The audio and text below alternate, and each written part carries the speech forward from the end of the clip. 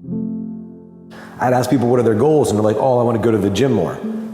That's not a goal. That's a habit. People like, I want to get in better shape. That's not specific. It's got to be like a target, something you can hit. And how you build that in your mind, the vision, it's very, very important as you bombard your subconscious. And many of you are doing mind movies or vision boards, things like that. But to really ingrain this into your being is going to be key. And so I love this phrase. This is the ultimate self-development formula that you've all heard before: be, do, have. And so what you want to have, that's your goals, but all that's supported by your habits, your rituals, your standards, your story, your state. It's all the things that you're doing. And of course, I know we've all heard this before, we're not human doings, we're human beings. And so it's all in the context of who you be, because two people can do the same things, have the same habits, have the same job, have the same script, have the same goals, but one person will achieve it and one person not, based on the context of who they be. And who you be is all about what you value. People define their values. And because if I asked you what you value, or anybody, they're like success, love, happiness, wealth.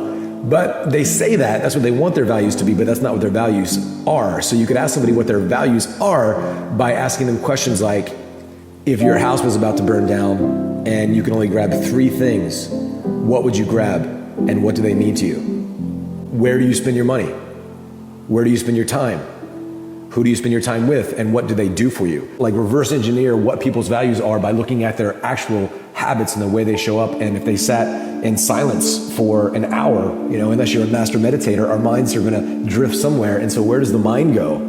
It goes to what you value. And a lot of times what we want and what we value are in conflict. People want to be successful, but they actually value comfort and laziness and significance and looking good, looking like a success more than actually being successful. So that takes work. So habits versus goals, because those are the two things that you really want to dial in here at the end of the year, and always working on your values, always working on your character development. Because I love this phrase from Mr.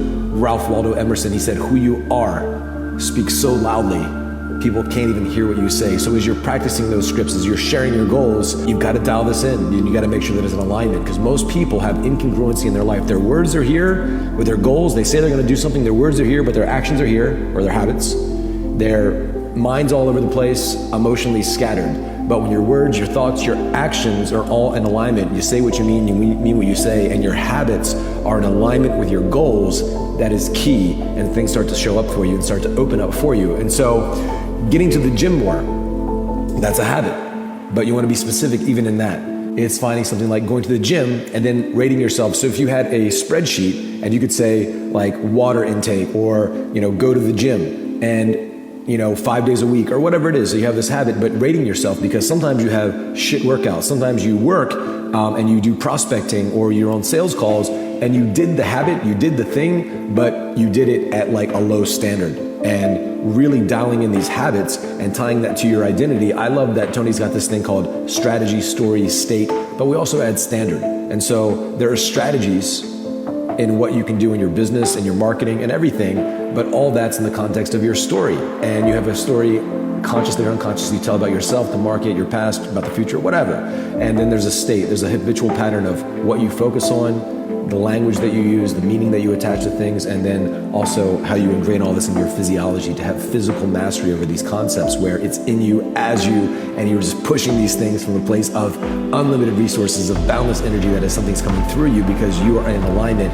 and that's when things really begin to get juicy. So C is based upon the foundation. So you see all these buildings and you see all the success of other people, you see what they've created, but there's foundation, there's things beneath the surface that you can't even see. And that's the habits, that's the rituals, as our main man Tony always says, you're rewarded in public for what you practice in private. And so you getting really clear on what you want to practice, what you want to commit to, and being honest with yourself. And having that integrity with yourself. And integrity means wholeness. And I love this concept of integrity, because you even hear this word, like somebody says, you give your word. And it used to be like 100 years ago, if you broke your word, like you ruined your family's name. Now people lie all the time and it's not a big deal. So keeping this integrity with yourself, it's like, integrity is like wholeness and complete. And when you give somebody your word, it's like you're giving them something. And then if you keep your word, you've put something out there, like an intention, like a goal, you've kept your word, you put it out there, and then it comes back to you, and now it comes back to you stronger. because now your mind and you're bonded to that person, and you've kept a promise to them, and you put it out there, you gave them your word, and then you kept it. And now when it comes back to you, you're actually bonded to that person, where now energetically they're gonna support you. I think it's so important for us to be in integrity with ourselves, what we say that we're gonna do, and making sure that we look down at what we track daily and weekly and monthly and yearly, whatever it is, to have this big plan for our lives, to make sure that we're living in alignment with our values, so that we can really show up powerfully, not only for ourselves, but for our families, for our companies, for humanity. And life supports that what supports life. And having a bigger vision than just yourself is what's gonna connect you and really give you the emotional fuel that you need to step outside of yourself and be bigger than any challenge that could ever happen to you.